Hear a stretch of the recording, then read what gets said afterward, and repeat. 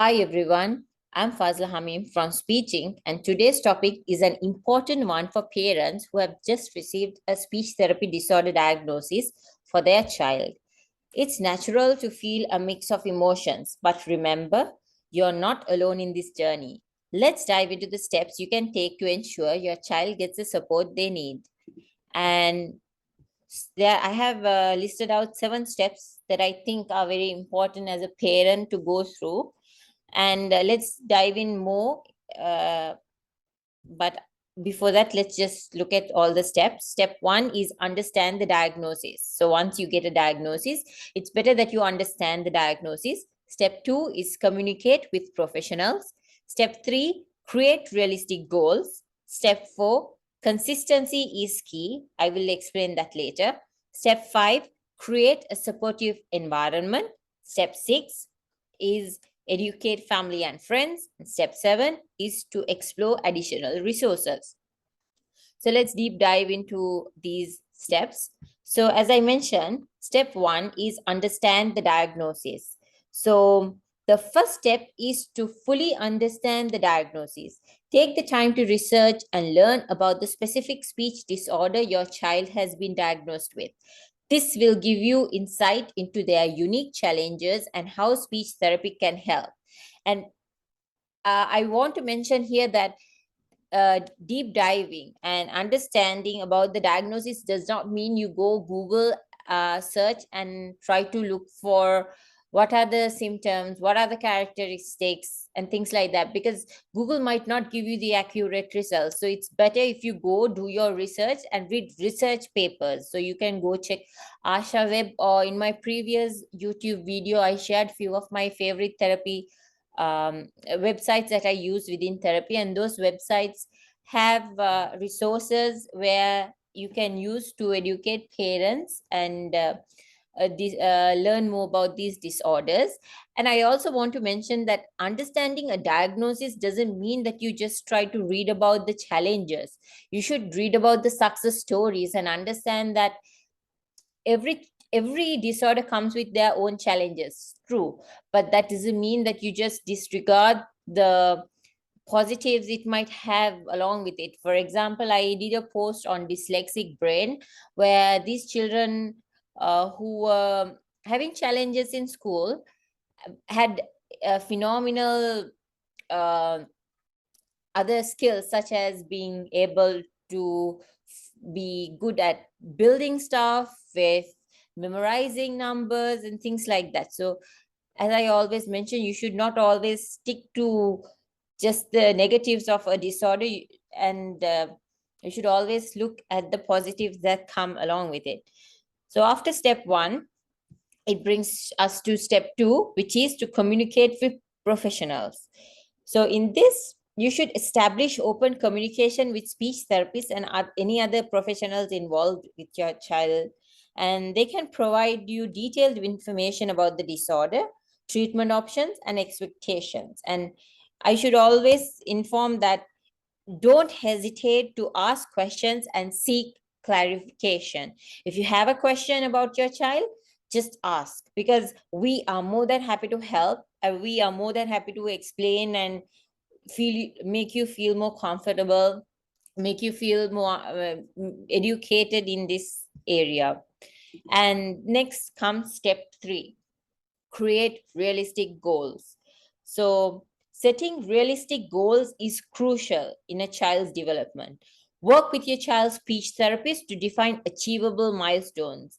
And by doing this, that doesn't mean that we don't look at a long term goal. Yes, we look at a long term goal, but just looking at the long term goal will make us miss all the small steps that we need to build to achieve the long term goal.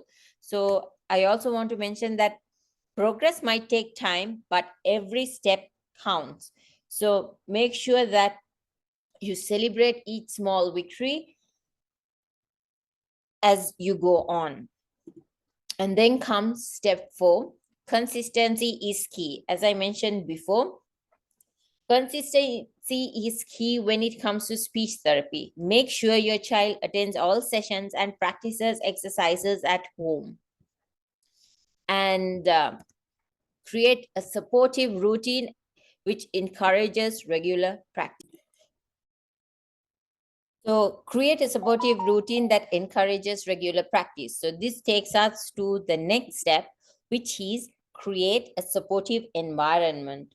So, it's important to create a supportive environment where your child needs, um, uh, and this should be able to create opportunities for them to practice their speech skills in everyday situations.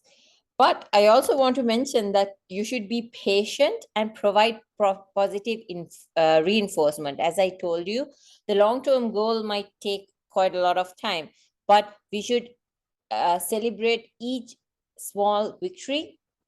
And in order to do that, we have to be patient, but consistently provide positive reinforcement. And this brings me to the next topic, the next step, which is educating family and friends.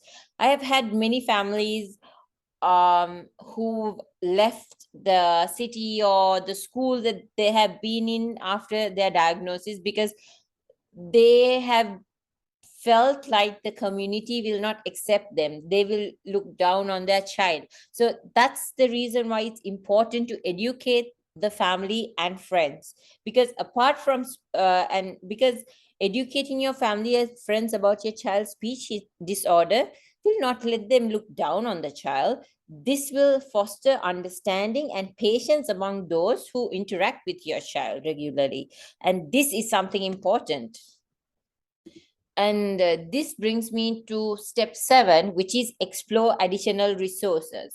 So it's important, from apart from speech therapy sessions, it's important that you explore other resources such as support groups, courses for parents, where you interact with other parents who have been in the same situation, who have gone through the same situation, because that will give you an insight as to what to expect.